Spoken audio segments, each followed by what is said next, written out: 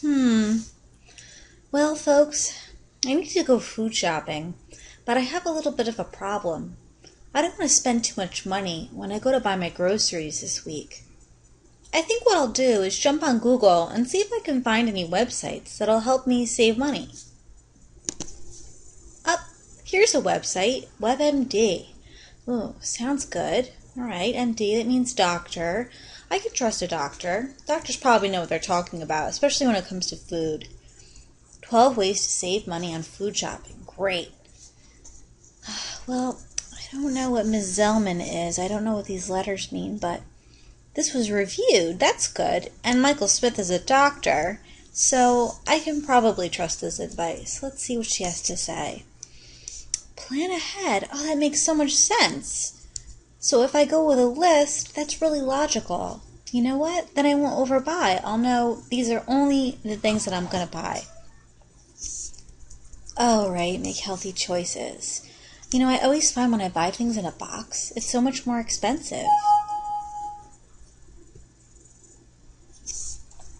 So far, this advice is really good. It seems really logical.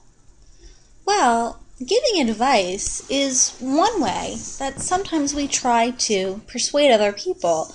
And today, I want to talk to you about one tactic that we could use to persuade. Whether you're using an argument or you're trying to convince your best friend to take your advice, there are only 3 ways you can go about it. At least that's what Aristotle believed. Aristotle was a philosopher in ancient Greece. One of the ways that you can go about persuading someone, no matter what you're trying to persuade them of or what the situation is logos. Logos is one, as I said, of 3 tactics, and no matter what you do, you're doing one of these 3 things.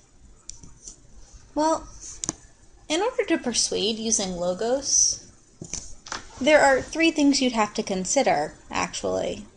A medium, a structure, and reason and logic. So when we're talking about logos, that's what we're talking about. We're talking about all 3 of those things. A medium is the platform that you're using to deliver your argument. Maybe it's by speech or by talking to someone. Maybe it's over the computer, like on a Prezi or a PSA. Or maybe it's through a commercial or an ad. There are lots of ways that people try to convince you of things. And the better your medium, the more disarming your message might appear. Well, I had also mentioned structure, and we'll come back to that idea in a moment. We've talked a lot about structure in our class. And the last thing is logic and reason, and I think you know what that is. Here's the deal. When we look at the word logos, we automatically think logic. If I want to persuade someone using logos, that means I'm going to use logic. Well, there are 2 ways that you can actually translate logos from the Greek. The first way is reason. The second way, and some people argue the more correct way, is word. That logos can be translated literally as word or text. And that's where we get this idea, or at least that's where Aristotle got this idea, that logos isn't just about using logical reasoning. It's also about using medium and structure. So let's explore very briefly all 3 of these approaches in trying to infuse logos into an argument. Well, as we know, we would want to infuse logical reasoning into the body of our argument. If it was an essay, it would be a body paragraph, and it would probably take the form of some kind of evidence. We're all used to using statistics, expert advice, and graphs and charts and numbers.